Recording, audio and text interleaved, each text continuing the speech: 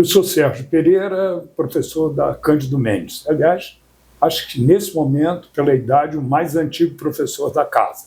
Eu sou Gabriel Dolabella, sou professor da Cândido Mendes também, da Unidade Ipanema, e hoje a gente tem a felicidade de estar conversando aqui com o nosso amigo Renan. Vai ter um bate-papo interessante aí sobre os projetos dele, porque ele está aqui falando em nome próprio, ele é jornalista, tem muita coisa bacana para falar, mas também em nome da Casa Favela, que é a instituição que ele representa e que tem uma parceria muito interessante com a Cândido Mendes. Então, eu queria começar esse bate-papo, Renan, perguntando para você como surgiu esse projeto da Casa Favela, em que momento você viu a necessidade de usar a educação como esse instrumento de transformação social dentro da sua comunidade. Obrigado pelo convite, é uma honra estar aqui com vocês. Cândido é uma instituição que eu tenho um enorme carinho, passei alguns anos trabalhando junto ao professor Sérgio no jornal da Cândido Mendes. Como você falou, sou Renan Leta, sou fundador da Casa Favela, uma ONG que fica na comunidade Mata Machado, no Alto da Boa Vista. E para mim, né, essa trajetória começou lá atrás, lá em 2017, ainda como um projeto social, que por coincidência é o ano também que eu entro na Cândido Mendes. Então, esse lado social, né, estar na pró-reitoria comunitária, ajudou muito a olhar para esse lado comunitário mesmo, né? Sou cria da Mata Machado, nasci, morei lá minha vida praticamente inteira. E eu fundei uma biblioteca comunitária, né, em 2017, eu e alguns amigos, e começamos a fazer alguns eventos culturais. Então a Casa Favela surge como algo voltado para a cultura, né? Só que com a pandemia a gente vira uma instituição voltada para o assistente social, né? A gente viu o cenário da pandemia, a gente atendia mais de 700 famílias todos os meses com cesta básica, desde março de 2020 até março de 2022.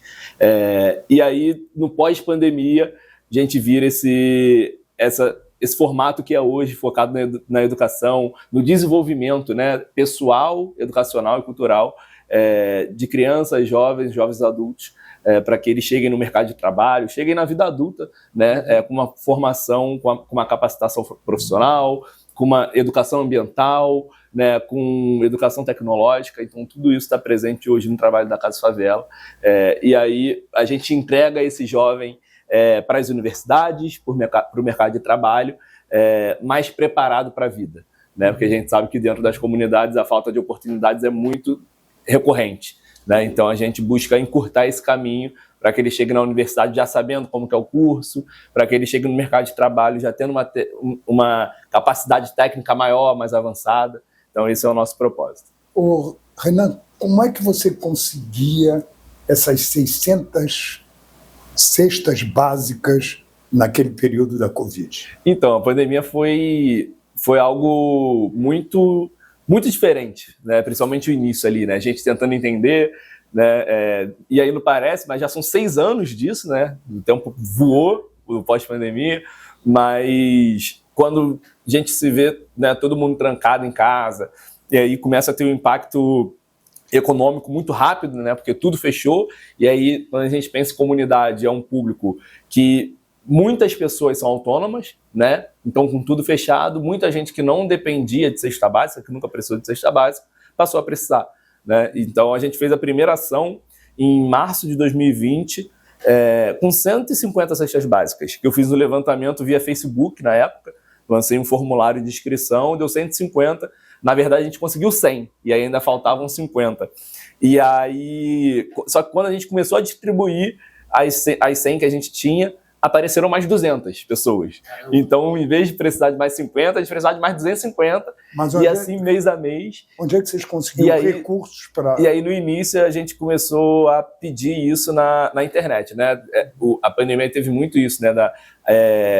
Da solidariedade está muito, muito ativa. A gente recebia muitas doações. Na época ainda éramos um projeto social, não tínhamos nem CNPJ, mas aí a gente começou a se organizar, né, a fazer o cadastro dessas pessoas, a entender, né, a cesta básica para onde estava indo, entender o perfil econômico, listar as prioridades, porque é isso, né? Tinha família que tinha 5 crianças em casa, Então, uma cesta básica não dava por mês para aquela família. A ideia de que dentro dos vulneráveis tem gente mais vulnerável, exatamente. Tem diferentes níveis de vulnerabilidade. E aí a gente conseguia, através de doação via internet, a gente tinha uma conta destinada para isso. E aí a gente recebeu algumas doações também de empresas. Chegamos a receber até a doação do Luciano Huck na época, né, que ele fez uma campanha. Então, e aí a gente começou a atender, e aí chegamos num momento que a gente tem, né, até hoje, 736 famílias cadastradas que pegavam cesta básica. E aí não é que a gente doava todo mês 736. Tinha mês que tinha mais doação, a gente doava 200. Mês que tinha menos, 50. Então, variava, e por isso essa fila de espera e essa lista de prioridade, né, era fundamental. Isso tudo dentro da sua própria comunidade. Isso tudo dentro da nossa comunidade. Uma coisa dentro do nicho, já tem esse universo de 700 e poucas famílias. Isso.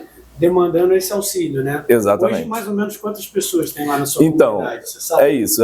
Os dados do último censo, porque, na verdade, o Alto da Boa Vista tem várias pequenas comunidades, né? Então, você tem, por exemplo, Mata Machado, que é onde eu nasci e cresci, você tem Tijuaçu, você tem Agrícola, Furnas, são 11 pequenas comunidades no total.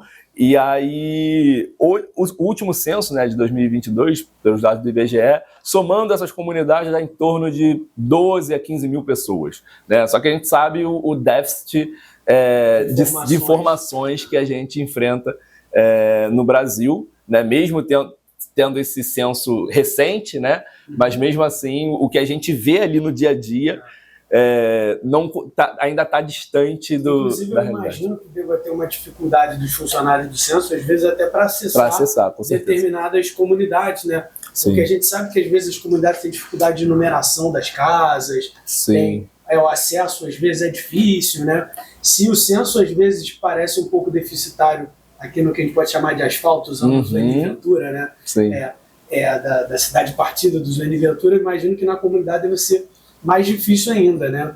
Exatamente. E essa sua atividade de cadastrar essas famílias vulneráveis também gera esse ativo informacional, né? Um autocenso, vamos dizer assim. Um autocenso, né? Uma Exatamente. Coisa que pode eventualmente ajudar políticas públicas no futuro. Com certeza. Né? E a gente já teve prova disso, né? E ao longo da trajetória da Casa Favela, a gente já fez algumas pesquisas públicas que serviram para municiar políticas públicas, seja de transporte, seja de saúde, né, seja de nível de sustentabilidade ambiental. Então, esses dados que a gente tem, né, desde o início do nosso trabalho, como eu falei, essas 736 famílias estão cadastradas desde 2020. Então, são 6 anos. Hoje, a gente tem um sistema próprio. Hoje, a Casa Favela a gente desenvolveu um sistema próprio de gestão, onde toda pessoa que vai à Casa Favela tem uma matrícula. É gerada uma matrícula. Então, hoje a gente sabe quem está na Casa Favela, quem são essas pessoas, qual é o perfil de idade, gênero, raça, quantas vezes a criança vai na Casa Favela. Eu tenho tudo isso dentro do sistema próprio hoje. Só que isso é uma construção ao longo dos anos. A gente começou anotando isso no papel. Né? Começou manual, rudimentar, exatamente. E foi nesses anos todos se aprimorando. E hoje serve como base de dados para inúmeras coisas. Quando a gente vai pedir algo para o poder público, Renan, isso que eu ia perguntar. Recursos públicos. Eu sou funcionário da prefeitura hoje, né, também. Várias e várias vezes eu já trouxe dados, né, voltado, e aí eu foco muito nesse desenvolvimento regional. Né? Trabalhei alguns anos na subprefeitura, minha última passagem foi na Secretaria de Cultura, então sempre busco acessar esses dados, seja do nosso território ou de outros territórios, porque é isso, como você falou, né? É difícil chegar, é difícil o acesso, e a gente reconhece isso, por inúmeras questões. Tem um exemplo lá, o Felipe é um jovem que começou na Casa Favela como um jovem beneficiado do nosso serviço. Então ele ia aos nossos eventos, era um jovem, começou com 15 anos, frequentar as nossas ações. Hoje ele é diretor da instituição.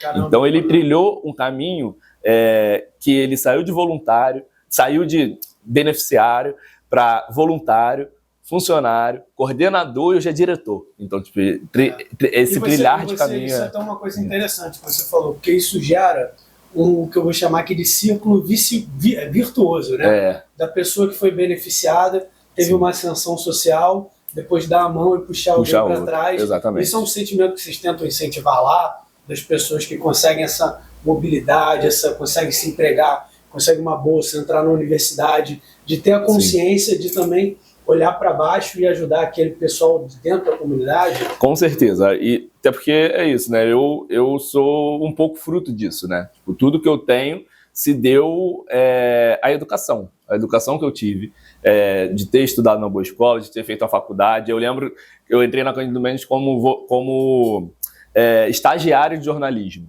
né? E aí a primeira coisa na entrevista com o professor Sérgio, que ele, assim que ele me contratou, ele virou e falou: aconteça o que acontecer, se forme, porque a vida vai te exigir disso em algum momento.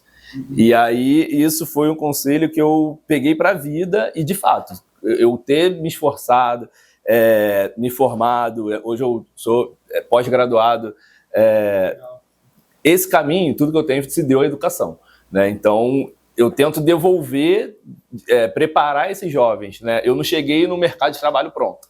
Quando eu cheguei no meu primeiro emprego, a Cândido Mendes, primeiro emprego na minha área, eu não cheguei pronto, né? Então eu cheguei com muitos déficits que o mundo me exigiu, que eu pude aprender com o professor Sérgio, enfim, dentro da Cândido Mendes, dentro de outros, do Voz das Comunidades, outras empresas que eu trabalhei, mas que se eu tivesse aprendido antes, encurtaria o caminho que eu tive que percorrer. Então hoje eu tento fazer isso também. O Gabriel falou na entrevista nos estagiários, na época eu estava precisando de estagiários. E aí você, como a Cândido Mendes faz, divulga, olha, tem uma vaga, vários candidatos. E eu fui entrevistando alguns e, na época, a minha secretária disse o seguinte: olha, sobrou 1 a 1, mas esse aí não tem perfil da Cândido Mendes. Ele é todo tatuado, Eu digo, mas eu vou entrevistar. Claro. E realmente aí eu vi todas as qualificações. A qualidade dele, né? E as qualificações profissionais já. Por quê? Porque ele não trabalhava, mas ele tinha um trabalho social na favela, na comunidade, que era impressionante. A biblioteca já existia, né? Que o qualificava, então. Sim, que legal. E até você falou que começou a Casa Favela hoje, já deu para ver que ela tem tentáculos até muito maiores, já tem um sistema de controle mais sofisticado, mas naquele primeiro momento incipiente você falou que era uma biblioteca comunitária. Isso me chamou muita atenção. Por que você, da onde surgiu a ideia de criar uma biblioteca comunitária? Você via que os jovens tinham vontade de ler, ou que precisavam ler e que não tinham acesso? Da onde surge essa ideia de uma biblioteca comunitária? Surge porque eu lancei um livro em 2017, fevereiro de 2017, e é curioso que você não apresentou porque você não sabia. Ele é poeta. Já fui um dia. Então, já fui um dia, sabia, tá? Verdade, eu já fui um dia. Então, essa vida de artista. Eu lancei um livro de poesias em fevereiro de 2017. É curioso porque eu lancei um livro sem conhecer nenhum escritor, né? Então, sem ter nenhuma referência próxima de alguém que seja para perguntar como é lançar o livro. Eu não tive essa oportunidade. E aí, exatamente. Como eu falei, eu não chego preparado para ter o caminho encurtado. E aí eu pensei, cara, eu preciso encurtar para os próximos que virão, né? Para que mais pessoas lancem livro, ou vá para mais diversas áreas. E eu falei, qual é a forma? E aí também veio o estalo. Cara, eu tenho um livro lançado, né? Um livro com um público-alvo muito mais direcionado com o público de favela. Só que não tinha, olhava para minha favela lá, que eu nasci e cresci, não tinha um ponto de leitura. Não tinha um ponto para botar meu livro, não tinha nenhum lugar. Então eu falei, cara, eu preciso criar alguma coisa primeiro para que as pessoas gostem de ler, para querer ler meu livro. Claro. Né? É tipo uma encruzilhada, né? Porque eu escrevi um livro que o nicho... E o que eu faço? Talvez seja mais o pessoal da comunidade, mas eu não vou botar na travessa ali do Exatamente. Porque não é o pessoal que tanto que meu livro até hoje, ele esteve em uma livraria só, porque ele foi conteúdo paradidático de algumas escolas. Pô, né? E aí uma das escolas exigia que tivesse uma livraria específica. Só por isso que eu entrou na livraria, porque o meu público sempre foi, meu objetivo também sempre foi vender o corpo a corpo, né? E a pessoa receber o livro das minhas mãos, ter toda essa experiência, e não, é um livro que eu vi na prateleira, peguei, não sei quem escreveu, não sei qual é a história daquilo. Você pode até aproveitar para falar o nome do seu livro, fazer uma propaganda. Mas já tem 10 anos. Não, mas Mas o livro tem essa vantagem que o livro não temporário. A gente pode ler até hoje Camões escreveu antes de descobrirem o Brasil, verdade. né?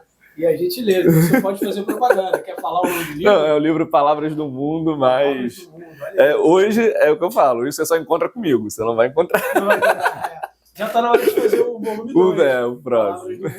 Ô, Renan, a Casa Favela tem vinculação com a Central Única das Favelas, né? Não, então, a gente já...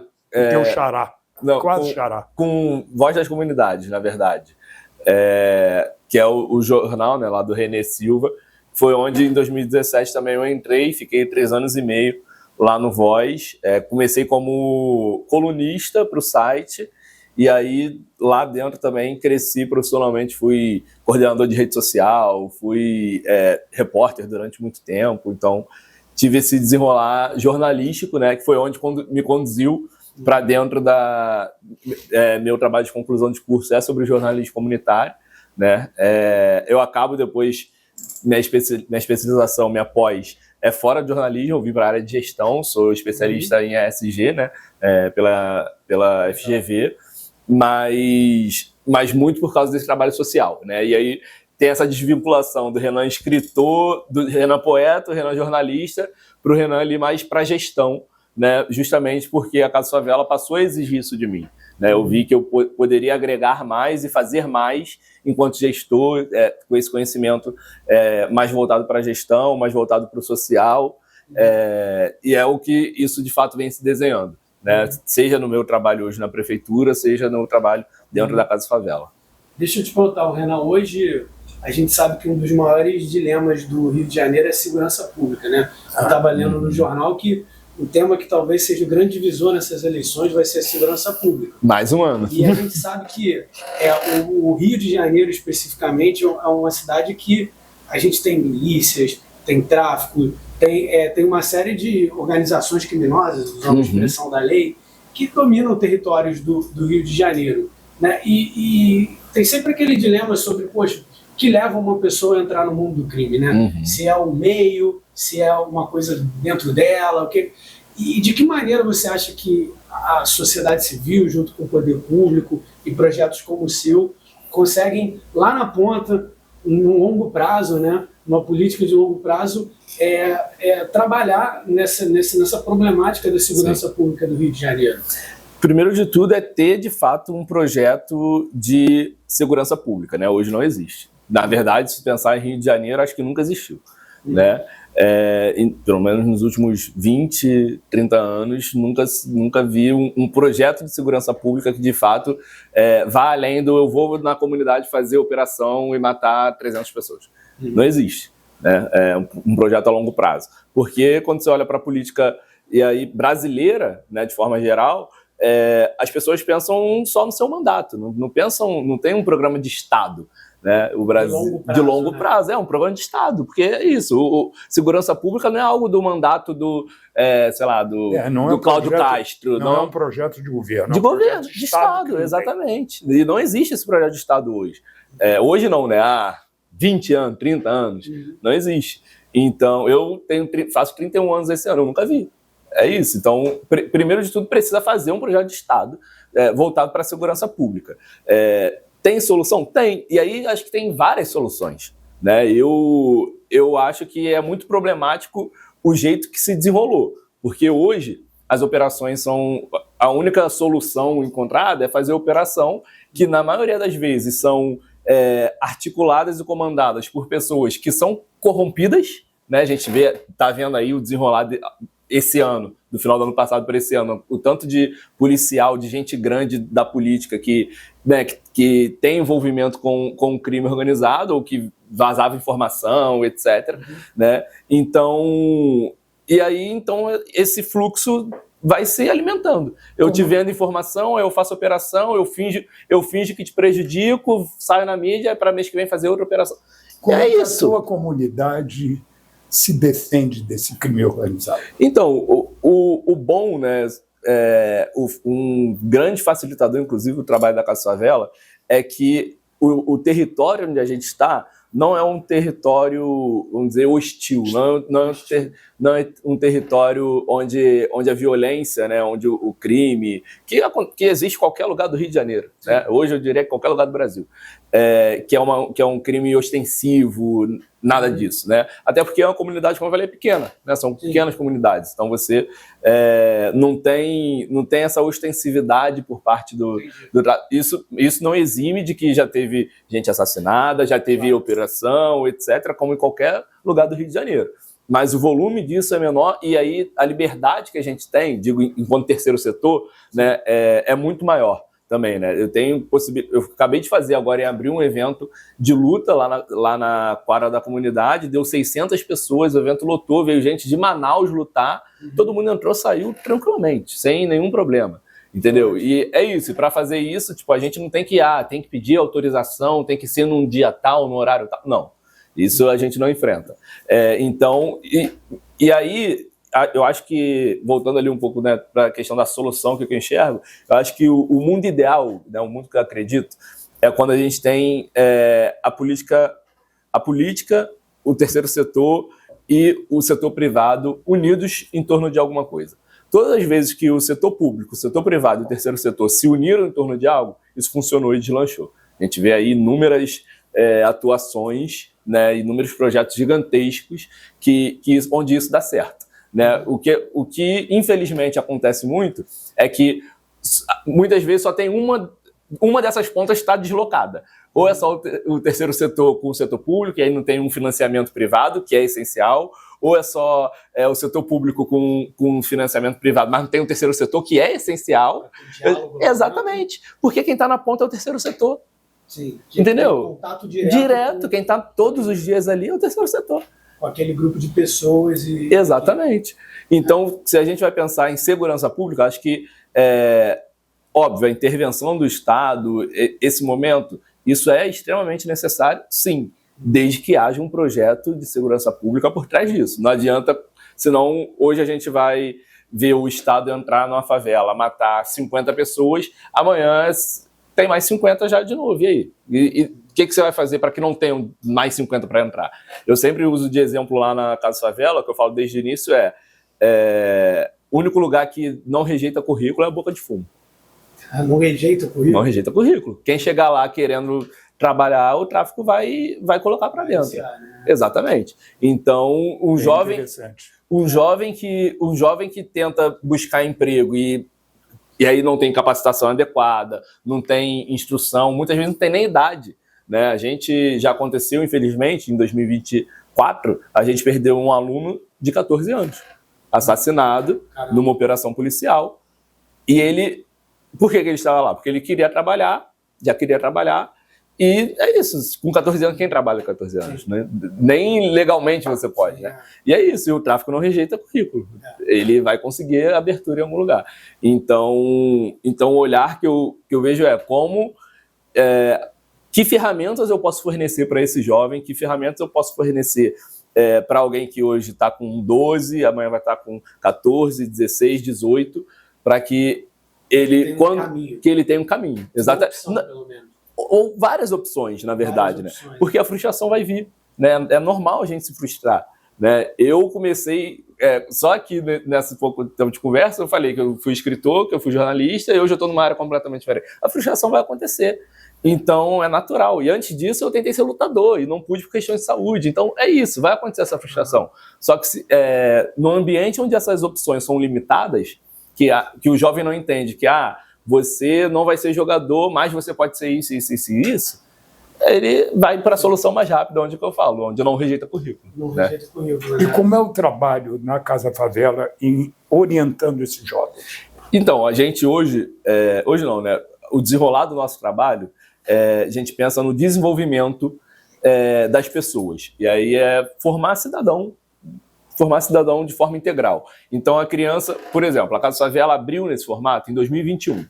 Então a criança que chegou lá com 10 anos de idade, hoje está com 15. Mas ela vai à escola também, ela não fica só na casa. A gente funciona no contraturno escolar. Tá. Então de manhã eles estão na escola, todos os alunos de rede municipal saem 2h30 da tarde. 3 horas da tarde a Casa Favela está aberta e fica até as 8 horas da noite. Então a gente funciona nesse contraturno escolar. A criança que chegou lá com 10 anos de idade, hoje está com 15. O que ela precisava com 10 anos de idade é totalmente diferente do que ela precisa hoje. Total. Então o nosso trabalho também foi se adaptando, porque em dado momento, a gente tinha um vácuo ali que dos 13 aos 16, essa criança saía. Por quê? Porque dos 6 aos 12, ela vai ali para fins de lazer. Ela quer um lugar para brincar, quer usar um computador para jogar, usa o espaço da Casa Favela para fins de lazer e acesso à cultura, acesso, né, a esse fins ali mais recreativo. E aí, quando chega 13, 14, 15, ele não quer ir ali estar jogando no computador, videogame, esse interesse muda, né? Então a gente tinha esse vácuo. O que esse jovem quer? Só que também não adianta chegar para a criança de 13 anos e falar, vem fazer um curso de capacitação profissional.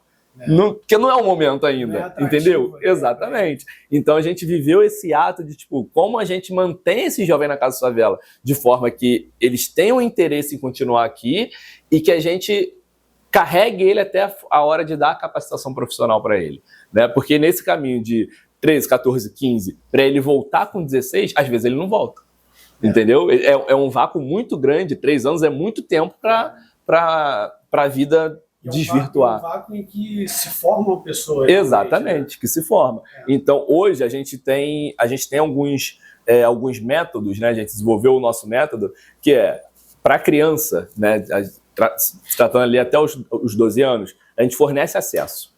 Então, vai fornecer acesso à tecnologia, a uma educação de qualidade, com reforço escolar, a uma atividade recreativa, uma aula de esporte, que hoje, por exemplo, a gente tem aula de vôlei, aula de línguas, a gente tem aula de inglês. Então, fornecer acesso, levar para passeios, né? Já levamos, tipo, Aquarrio, Cristo Redentor, todo tipo de passeio, Cirque du Soleil, então, tipo, coisas incríveis. Então, para a primeira infância ali até o início da adolescência, fornecer acesso. Para o jovem adulto, capacitação profissional, porque quando ele faz 16 anos, ele já pode trabalhar, já pode um jovem aprendiz. Temos 2 jovens lá que começaram um jovem aprendiz. A gente tem muitas pessoas, muitos jovens que a primeira oportunidade profissional foi através da Casa Favela. E aí, até chegar a hora do vestibular, que aí ele chega no mercado de trabalho já sabendo o que quer. Nesse vácuo também, ali dos 15 aos 18, dos 19 anos, a gente tem um projeto chamado Papo de Futuro, onde a gente traz, por exemplo, um advogado, um contador, diversas profissões, das mais variadas profissões, para contar como é aquela profissão. Como é o mercado de trabalho, como é trabalhar, como é dar aula. A gente já teve diversas profissões para que esses jovens, para que facilite a escolha do que eu vou fazer. Porque chega aquele momento do vestibular, fica perdido. Não, e para ter referência, né? Referência, exatamente. Dentro da comunidade não tem tantas referências exatamente. em tantas áreas, né? Exatamente. A gente sabe que às vezes o jovem, o maior problema dele é a falta de referência. O jovem que às vezes nasce e cresce numa família disfuncional, um pai alcoólatra, uma mãe que tem que trabalhar 12 horas por dia, que ele fica com a vizinha. A gente sabe que às vezes ali, falta de referência, ele chega o crime. Às vezes a referência é o traficante que tem o relógio melhor, que tem o tênis, que tem o carro, né? Hoje os influenciadores, né? Porque hoje com a internet as referências, né, se tornam ainda mais inalcançáveis, né? Então, como a gente puxa esse jovem para a realidade? Né? Como a gente mostra para ele que, olha, é 1 em 1 bilhão que vira o influenciador lá que está ostentando, né? Como falo. Você vê isso hoje em dia, a molecada que fala, pô, quero ser influenciador, quero ser youtuber. Não que não seja um caminho. Isso, é um caminho. Uma profissão bacana. Mas não pode ser a única alternativa. Sim, sim. Né? Não pode, no momento que ele entender que, tipo, caraca, eu não vou conseguir ser, ele não pode se frustrar e ir pelo caminho errado. Entendeu? Tem um exemplo que eu sempre gosto de contar, esse exemplo, que é um jovem que tem lá. Hoje ele está com 14 anos. Ele chegou lá bem novinho, com 9 anos de idade, e ele sempre foi muito inteligente, sempre se destacou muito, assim. Você via que, tipo assim, aquela pessoa que você vê, caraca, esse se destaca naturalmente. E aí quando ele estava com uns 12 anos, eu virei para ele e perguntei assim, com 11 para 12 ali, aí eu falei, e aí, você quer ser o que quando crescer? Ele falou, jogador de futebol. E aí só que eu não falei nada, eu não dei nenhuma devolutiva. E é assim que ele parou de falar, tipo, 30 segundinhos depois, né, ele falou, mas se eu não for jogador de futebol, eu quero trabalhar com computador. Eu falei, Por quê? E aí isso me deixou ainda mais feliz, porque o primeiro contato que ele teve com o computador foi na Casa Favela. Ele não tinha computador, nunca. Hoje em dia ele tem computador em casa, desde o ano passado, mas o primeiro contato com o computador foi na Casa Favela. Então, é isso. De uma certa forma, a gente abriu uma possibilidade para ele. Né? Um jovem que não tinha computador em casa, passou a mexer no computador ao ponto de se imaginar trabalhando com aquilo, caso não dê certo no futebol. Você que vai buscar esses jovens ou eles vão lá bater na tua porta? Acontece de tudo. Tem gente que vai... Hoje mesmo, eu estava aqui recebendo vídeos que chegaram lá, acho que umas 8 ou 10 crianças novas, porque semana passada a gente fez um trabalho de ir nas escolas divulgar, né? E hoje já bateram umas 10 crianças novas assim, que foram lá. Hoje a gente está num local da comunidade que o acesso é um pouco mais difícil, né? Que é mais para dentro da comunidade, fisicamente. Fisicamente. Tá mais para dentro, né? Em determinado momento você passa ali por um ponto de venda de drogas e tal. Que é isso? Existe, é a realidade. Então muita gente se sente desconfortável de deixar a criança aí, e eu entendo, é válido, né? Mas antes, né, até 2023, a gente ficava num ponto que era muito central, assim, né? Era bem fácil acesso, era na beira, assim, e tal. Então, tinha mais isso de pessoal do nada chegar lá, bater na porta e entrar. Mas eu acho que, mesmo com essa dificuldade geográfica, hoje a gente tem 110 crianças matriculadas. Nossa. Que foram à Casa Favela pelo menos uma vez no último mês. Então hoje a gente não cadastra mais por família, ainda tem as 736 famílias lá do que a gente fazia de trabalho de cesta básica, né, um cadastro, só que hoje no nosso sistema, a gente zerou esse sistema, está fazendo cadastro individual. A gente implementou esse sistema agora em abril, então é o primeiro mês. Então, em um mês eu tenho 110, agora deve ter mais, né, hoje, mas 110 crianças cadastradas e 52 adultos. Então, em um mês, a gente teve minimamente ali 160 pessoas circulando na Casa Favela individualmente, né? Tem criança que vai todo dia. Quem é que custeia? Então, hoje a gente vive de múltiplas fontes de renda, né? Durante muito tempo a gente recebia um fundo filantrópico, né, incentivo de um fundo filantrópico, o fundo RJZ. Em 2024, a gente parou de receber esse fundo, voltamos esse ano, inclusive, mas do meio de 2024 até o janeiro desse ano, a gente viveu somente dos nossos serviços, né? A gente presta serviço a algumas empresas, uma das empresas é o iFood, né? Então a gente presta serviços para eles, e é dessa verba que a gente contrata os nossos funcionários e investe no nosso social. A gente é uma instituição sem fins lucrativos, então o que seria o nosso lucro, a gente investe no social, entendeu?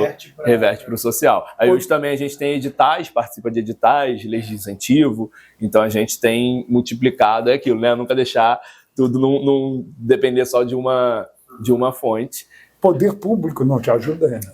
Então, diretamente, hoje não. Né? A gente não tem nenhuma verba pública direta. Constante, né? Nem esporádica. Porque... Nenhuma emenda parlamentar? Ainda não. Ainda não. Mas é isso, acho que é um caminho, como eu falei, né? A gente tem de CNPJ há 5 anos. Né? Então, e aí tem essa barreira também, né? De entender as burocracias. Né? Para a gente criar um CNPJ já foi um mega passo. Foi uma burocracia enorme. Para receber a emenda, a gente teve uma oportunidade em 2022, 23 na verdade, a gente teve uma oportunidade, só que a gente não tinha a documentação necessária, porque eu achei que era só ter o CNPJ, e não é. Tem um monte de exigência. Hoje a gente está com isso tudo ok, e aí é bom, né, que o tempo vai ensinando. Mas eu imagino que vocês sejam, de alguma maneira, nesse período agora que vai chegando perto de eleição, procurado pelo campo político. Muito. Pelo período de eleição, né, principalmente. Então, sim e não. Gente subindo o morro em época de eleição, né? Sim e não. Isso aconteceu muito no início, né? Só que eu acho, uma coisa que eu sempre falei lá, que é melhor do que ter um monte de político que chega lá em ano de eleição oferecendo o mundo, ter um grupo, ter alguém que não abre mão da gente. Né? Eu acho que isso é muito melhor do que ficar leiloando a cada eleição, leilão, quem dá mais? Não, não é isso que eu acredito enquanto pessoa, sabe? Eu acho que e aí enquanto gestor principalmente, eu acho que não existe hoje você tá sei lá, hoje você tá com a Coca-Cola, mas você tá com a Pepsi porque a Pepsi deu mais.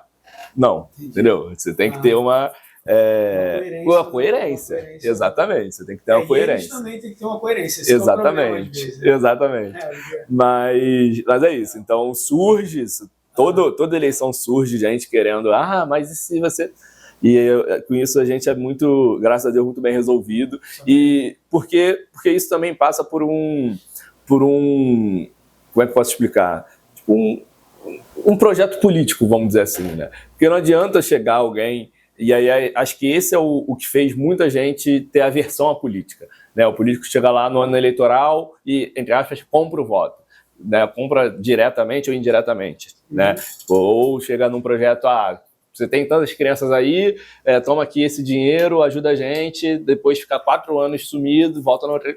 Cara, isso faz as pessoas odiarem política, ou você vai depender eternamente de políticas de governo e não de Estado. Entendeu? Isso retroalimenta o que eu acabei de criticar, que é uma política de governo e não uma política de Estado.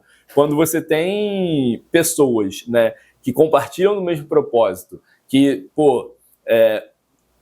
levar para essas crianças ou para pessoas de favela isso, ter isso como pensamento político em si, é isso que eu acredito. Eu acho que isso dinheiro nenhum compra, sabe? As possibilidades de trazer uma melhoria, né, de transformar algo que a gente executa na Casa Favela, transformar em uma política pública, entendeu? Isso só é possível se tiver um compromisso político, não se chegar alguém oferecendo dinheiro para comprar o voto, entendeu? Mas esse é o teu projeto político? Eu acho que sim, porque como eu falei, eu acredito muito que quando o terceiro setor participa efetivamente da política, é onde a gente consegue chegar às soluções, né? Evidentemente, a gente sabe que todo orçamento tem um limite, né? Não dá para a prefeitura fazer tudo, não dá para o governo fazer tudo, não dá para ninguém fazer tudo. O cobertor é curto. E aí, por isso também, como eu falei, precisa do setor privado para fomentar essas soluções, né, que são criadas. Então, acredito que é o que eu acredito politicamente. E o que eu busco politicamente, levar para dentro da política essa expertise que o território me deu, que o terceiro setor me deu, e conseguir transformar em políticas públicas o que a gente faz, o método que a gente viu que dá certo. Está dando certo há 6 anos. A gente começou com uma instituição, um projeto que no meio do nada, no meio de uma comunidade que tem 3.000 pessoas. Né? Você acredita na reurbanização das favelas ou na transferência das comunidades? Já houve uma política pública que foi... Eu acho que é muito... que foi a criação da Vila Kennedy e tudo mais. Eu não acredito nisso, porque a comunidade é pertencimento, né? E aí, quando fala de pertencimento, o território é o lugar. Se sente parte daquilo, exatamente. E ela está lá desde criança, a mãe dela exatamente. Eu acho que a gente tem que tem que dar melhores condições. Né? Isso... O que eu chamo de urbanizar é dar condições. Exatamente. Como teve no início da década, né, da primeira década desse milênio, foi o PAC, né, o Favela Bairro. Exato. Favela Até os UPPs, um pouco, em algum momento, também tinham a ideia de que... Teve a ideia, mas não teve a execução, né? Esse foi o problema. Exato, que tinha uma ideia inicial de que o setor privado entrasse, e você pudesse ter um McDonald's dentro da comunidade. Isso não se concretizou, né? Exatamente. Não se concretizou. E eu acho que o principal é dar oportunidade, né? E aí, não dar oportunidade é de forma geral, é dar oportunidade de ter uma melhor condição. Por exemplo, a gente está lá hoje, nossa comunidade tem um espaço de lazer, que é uma quadra, que hoje é dentro da escola. Uma quadra poliesportiva. Que hoje não é poliesportiva, porque só tem um gol, não tem então, é monoesportiva. Mas é uma quadra. É o único espaço de lazer que tem hoje na comunidade. Essa quadra está com a grade quebrada, está com o vestiário inutilizado. Então, a gente não precisa que o governo pegue a gente de ônibus e leve para um campo, leve para o Maracanã para jogar bola. Precisa que essa quadra esteja em condições. E isso o poder público não vem fazendo? Não, isso aí eu procuro trabalhar nessa articulação Eu sei. Para que faça. Eu acho que aí entra o que você E falou. entra cobertor curto também. Porque não dá para fazer todas as quadras do município. Entendi. Mas entra o que você falou da importância do terceiro setor, que eu acho que... E do setor privado. E do setor privado. Você falou que, às vezes, o poder público pode até ter uma boa vontade de querer fazer e tal. Você falou esse tipo de saída sem sentimento, do tipo, não vamos pegar todo mundo e levar para o Maracanã. Não é uma saída que é o que a comunidade quer. E quem vai dizer o que a comunidade quer é o terceiro setor. É a comunidade, na verdade. No dia a dia com a comunidade. Exatamente. Né, experimentando aquilo, vivenciando aquilo, tendo um olhar real do que é real. Uma parte fundamental do nosso trabalho é que a gente está o tempo inteiro, a gente pergunta à comunidade o que a comunidade quer. A gente, nessa transição agora, do ano passado para esse ano, antes de virar o ano, eu fiz uma pesquisa com responsáveis, crianças e comunidade, né, que não necessariamente vão na Casa Favela, perguntando qual atividade eles sentiam falta na comunidade. A partir disso surgiu a aula de vôlei, que a gente colocou, que a gente nem imaginava ter aula de vôlei. Surgiu a aula de vôlei, surgiu uma aula de alongamento para idosos, que a gente tem uma turma com mais de 30 pessoas. Então, surgem coisas a partir disso. Porque é isso, não adianta eu chegar lá e botar uma aula de, de rugby, se não tem ninguém interessado em fazer rugby. Não tem ninguém querendo fazer rugby. Entendeu? Sim, então, claro. Como é que você esvaziaria a violência na favela? Eu acho que isso isso aí seria uma proposta mágica, mas... utopia, vamos falar. Mas, olha, eu acho que é um trabalho de longuíssimo prazo, né? De longuíssimo prazo, mas acho que tem que começar pensando nas próximas gerações, né? Não que essas gerações já estão perdidas e tal, não, mas é muito mais fácil você criar a solução para que a criança, em momento algum, tente ou pense em ser bandido, né? Ou opte por esse caminho, do que você chegar para alguém que já está com uma arma na mão e falar, pô, larga essa arma aqui. Entendeu? Entendi. Então, é muito mais fácil você criar... Como que um mercado morre? Criando a escassez. Sim. Seja de consumidor ou seja de matéria-prima. Claro. Né? Se acaba a matéria-prima de um mercado, esse mercado acaba. Se acaba o consumidor desse mercado, esse mercado acaba. O consumidor é mais difícil de você acabar. Então vamos acabar com a matéria-prima. Sem traficante não tem tráfico.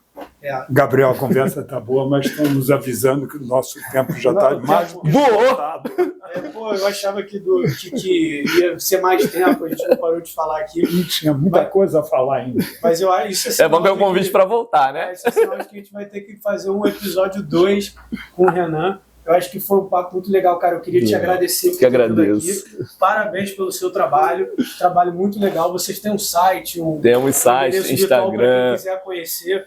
Casa Favela, só jogar lá. Hoje, graças a Deus, nosso trabalho se você jogar Casa Favela no Google, vai aparecer a gente lá primeiro, né? Isso é fruto de uma construção. Fica então a mensagem pro pessoal que está assistindo esse vídeo, para procurar a Casa Favela, tentar se envolver, tentar ajudar, conhecer o trabalho do Renan, porque vocês conseguiram ver aqui através do nosso bate-papo que está mudando vidas realmente.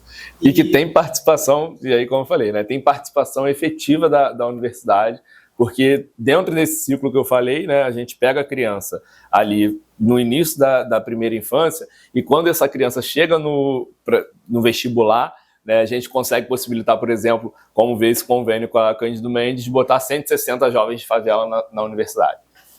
Sem essa oportunidade, tá bom, não seria possível. Entende como todos os setores precisam trabalhar em conjunto. E a gente consegue melhorar a nossa comunidade, a nossa cidade, o nosso estado, o nosso país. E aos poucos vão tentando melhorar o mundo. Obrigado, Renan. Muito obrigado. Maia está ali nos fazendo sinal, vai contar.